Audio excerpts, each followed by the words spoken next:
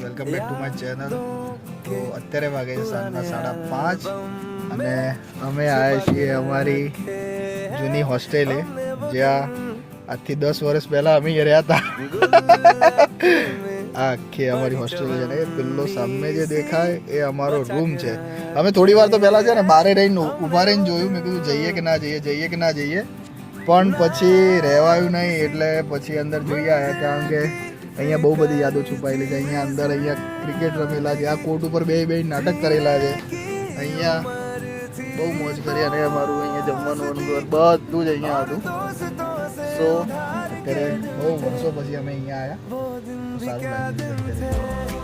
આ સામે જે દરવાજો દેખાય એ અમારી રૂમનો દરવાજો, અને ઉપર બી બીજી એક હોસ્ટેલ હતી.